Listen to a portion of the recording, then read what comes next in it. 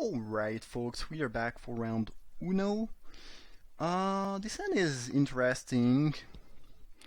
We can cycle the Sandworm. We have two lands. I think it's a keep. It's slightly risky. I think it's fine, though. Like, we have quite a bit of draw before we actually need the third lands, given that we are on the draw and we have the Sandworm.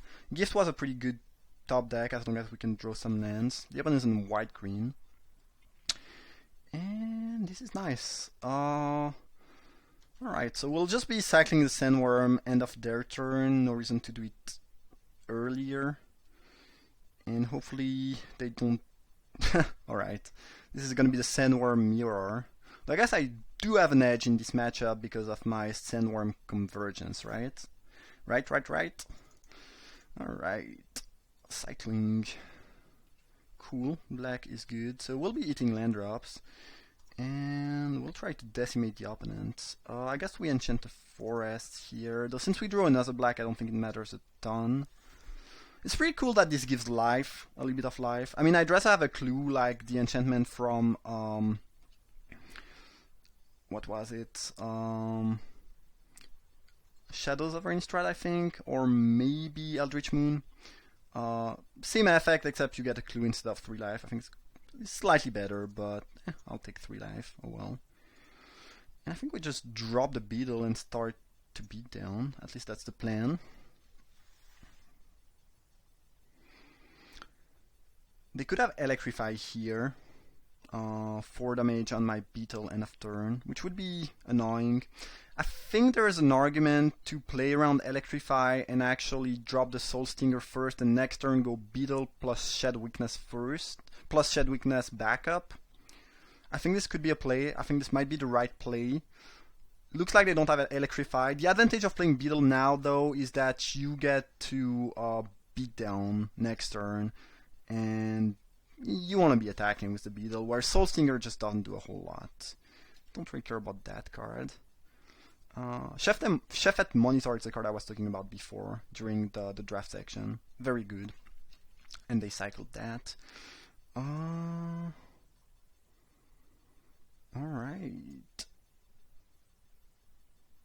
Against Menace.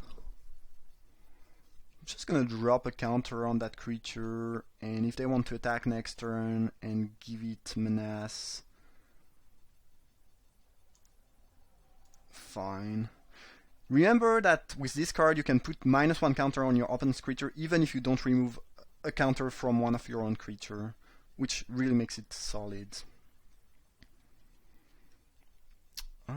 I think I'm just gonna drop the Vizier actually. I think I wanna beat down here more than blocking with Soul Stinger. Again, you don't need -1 counters on your creature to do that.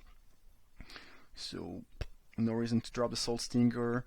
I think they want to exert here, because if I block with Vizier and pay 2 mana and cycle something, it's just disastrous for them. And I think whether I play Soul Stinger or Vizier, they will exert. And if they do, I might as well just drop the creature that can, be down for more damage afterwards. That's a strange attack. Because even if you have a Revolt to answer my cycling here, you get 2 for 1. I don't agree with that move. I think you need to exert if you want to attack. I'm not gonna block and use Shed Weakness. It's just very bad if they have a Revolt of their own. I'm just gonna take 3. This doesn't sound like the right play to me, though. But this is just my opinion. Nothing. Well, that's suspicious. But I drew a cycling card, which is nice. And between Final Rewards, Shed Weakness, and now the cycling card, I don't feel like anything too bad can happen this combat. Yeah, so let's remove here and put something here. Again, it works even if you don't have counters on your own creature. Melon is just not doing anything, which is weird, given that they have 3 colors and 7 mana. That sounds like a very bad play to me, but sure. I'll take my 2 for 1. Did they even read the card? Read the card? Okay, so when they cycle this, they get to deal 2 to a creature. Well, I'll just shed weakness and get 10 damage. I think this sounds pretty good. And at this point, I don't think they can use another trick. So we kind of won the trick war. I guess it's an even. Yeah, it's an even trade because we both use one trick and one cycling card, so it's an even trade at the end of the day. So since they had Demorse, yeah, I can understand the timing, but still not gonna be great for us here, for them here, obviously. And now I think we just drop the Soul Stinger. Next turn we can, if they don't kill the beetle, we can kill it before they can block. Probably just putting the counter on itself, I would assume. Certainly not on the Vizier, and probably not on the Beetle, because then they can kill the Beetle. They are more likely going to be able to kill the Beetle with something like Electrifies.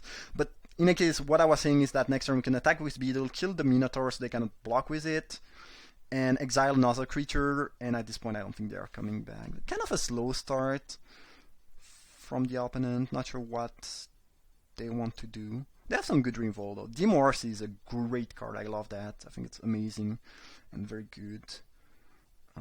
And I'm pretty sure the Sandworm is one of the biggest creature in the set, if not the biggest creature in the set. So, the 7 damage part of the card just kills anything. Looks like Naya Ramp, kind of the same deck. I mean, a similar deck, except they are Naya, basically. I haven't seen any artifact. I don't think I will be siding a lot with that deck, by the way. I don't think I'm changing anything here. By the way, I'm not playing Cradle because I'm playing 3 colors. I'd rather be splashing for the Electrify, and I'm playing 16 lands. I don't think I can afford to cut some more green or black to just try to get some value. I would probably put it in the deck if the Cultivators could fetch a Desert, though. I think that'd be fine. Hand is looking promising. Definitely like that. We do have the turn 4 Beetle potentially again, as well as an early blocker. Vizier plus a Cycler. Just seems efficient. Got a multi-6, put the card on top. Alright. Hornery Kudu. We have the cool interaction where you can put a counter on the Cultivator, which seems nice. It's also going to block that thing early on, which is really nice. So far, so good. Things are working. Cards are doing the things we were hoping for them to do. This is just pretty nice. And if they want to use an impeccable timing or any trick to deal with my Cultivator, I can live with that. Whatever.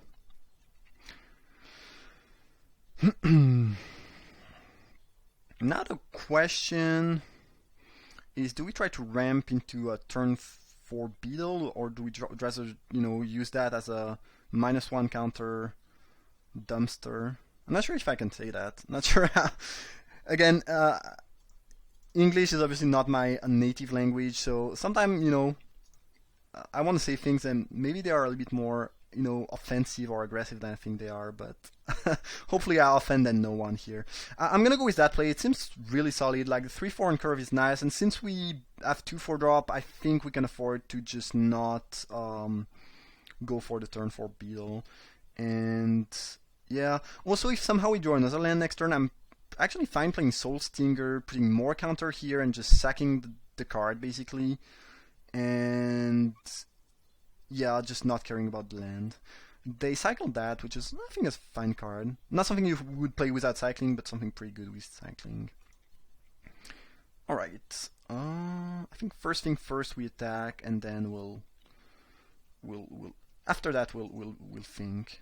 Probably playing the pitiless Vizier. I think it's again more aggressive, which I like. Now it's interesting because Vizier I think is the best play, but our opponent played the 4-mana cycle, deal 2 damage to a creature last game, and if they actually do have that, I'd much rather play Soul Stinger.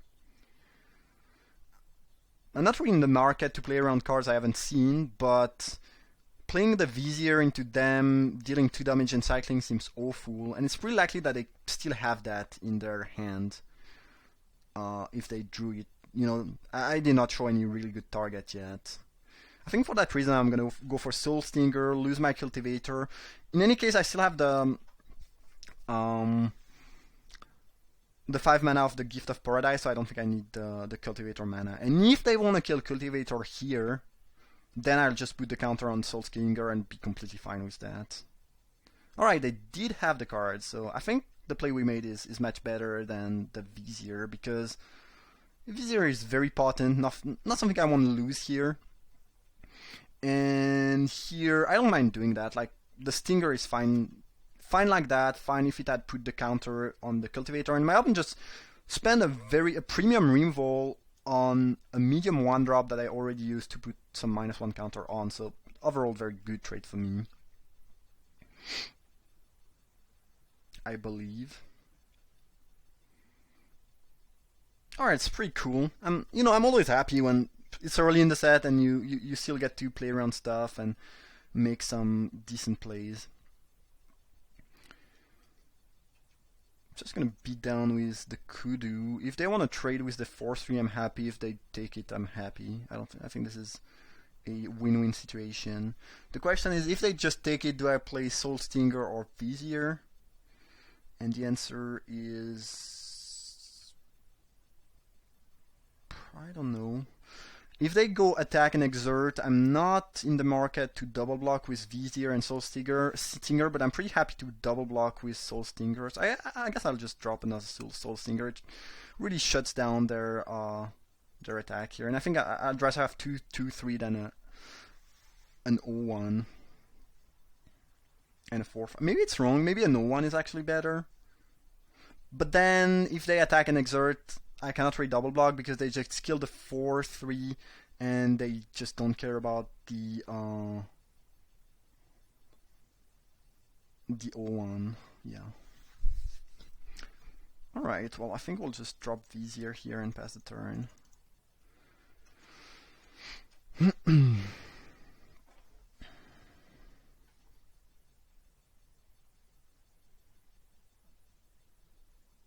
Soul Stingers are really nice defensively. Like, no matter what my opponent does, even if I make a risky double block, things cannot really go wrong. Like, super wrong. Things could happen, they could have tricks, but if I just block Hornery Kudu plus Soul Stinger on the monitor, let's say they have Electrify, kill my Kudu, get kind of a 2-for-1, fine. I still get to put 2 counters on the monitor and make it pretty useless 3-2, so I guess 4-3 actually, but still, always feels better to block with those Soul Stingers than just getting 2-for-1 out of nowhere in other circumstances.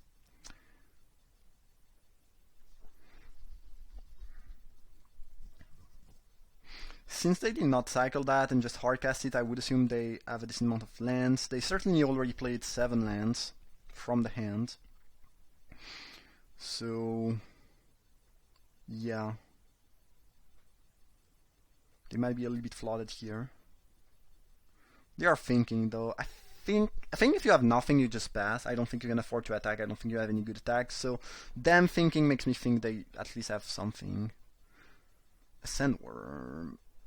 Sandworm is pretty good here. I cannot trade using the Scorpion. I can block with my Soul Stingers. It's just pretty good. Now I can go gift one of my land into cycle the Sandworm or the Scorpion and block with the Vizier and Kudu to deal with the worm. I think I'm just gonna cycle Scorpion as it doesn't really trade with the worm, and I'm getting kind of close to the worm. Like if I draw another land, it's fine. That's really good. So now I cannot block or attack with that anymore. I can sack it and gain 2 life though. Okay, sure. I think we are taking 7 and double blocking on the monitor. Huh. Well, that's aggressive. The thing was exerted.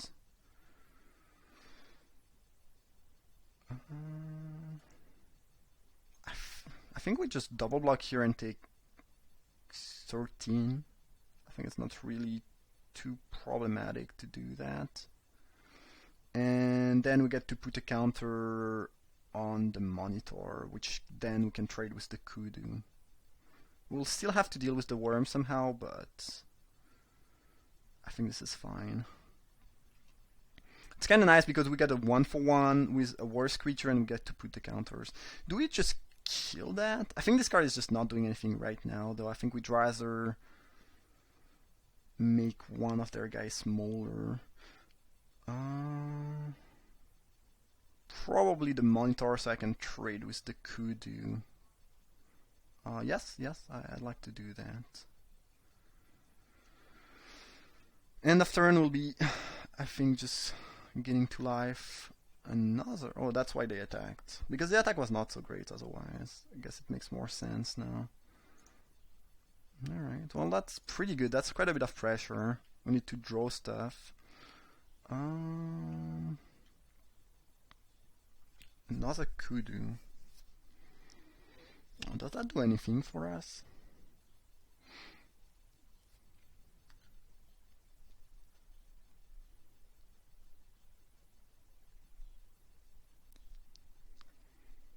I don't see that being very good. I think we should just drop the beetle.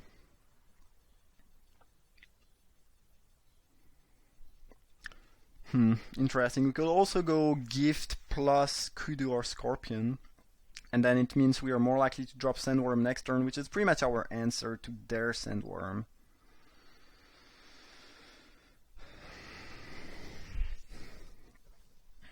This is a game we are winning given enough time because we have a decent amount of card advantage, I think, but we just need to leave long enough.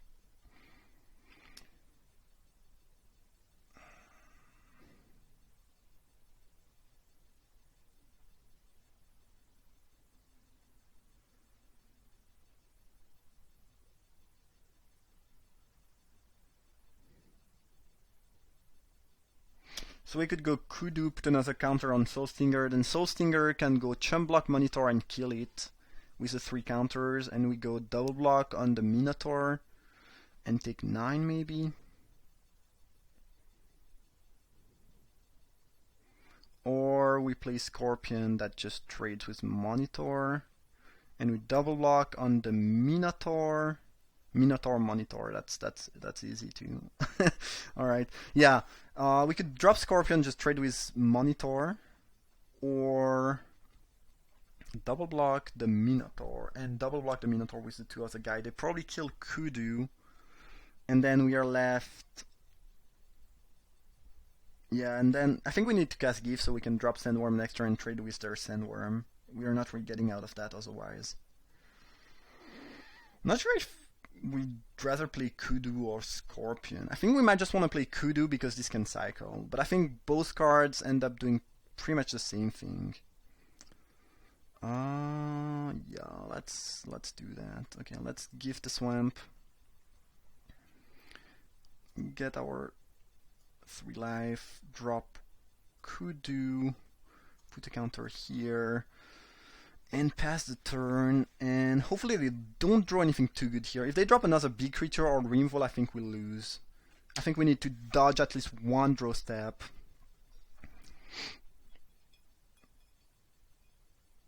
They should be attacking with everything here, I think. The Passmaker too. I don't think I can block the Passmaker. I don't think I can afford to eat that, otherwise I take too much damage.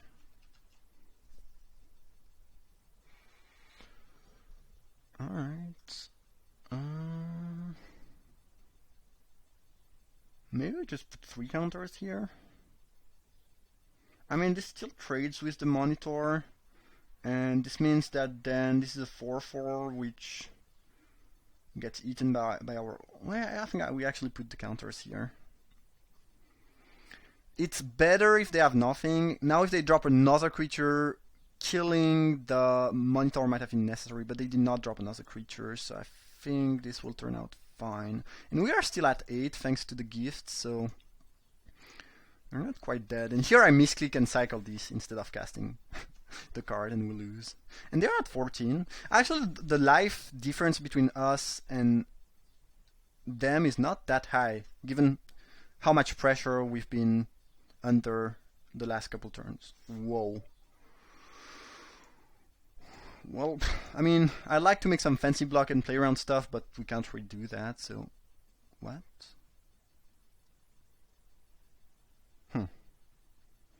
Oh, killing the... Yeah, I'm perfectly fine with that. This is a 2 for 3, and I still have some stuff in hand. I'll take that trade any day of the week. Especially since this can go at the face, so it would... You know, it could burn us, basically. I think if they attack here, it's just a suicide attack, knowing that the beetle will kill the initiate anyway, and I'm gonna block, I'm not gonna play around Pump Spell and stuff. Sarodan, fine. Acceptable.